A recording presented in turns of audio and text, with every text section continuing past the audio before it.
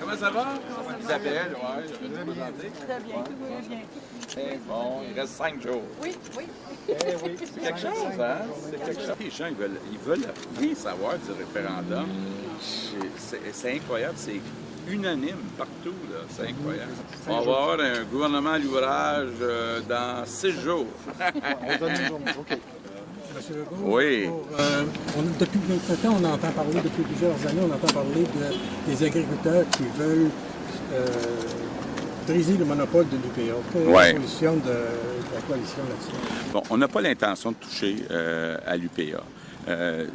Je comprends que certains producteurs, dans certaines productions, qui vivent des difficultés, qui ont l'impression parfois qu'il y en a que pour, entre autres, les producteurs de porc, mais je pense qu'il faut être prudent. Là. Ça a été des années difficiles pour les producteurs de porc. C'était normal qu'on les aide.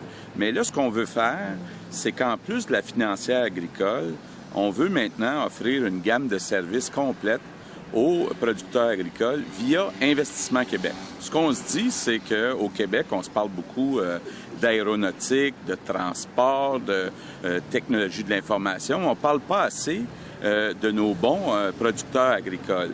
Et il faut être capable de les aider aussi au niveau de la mise en marché.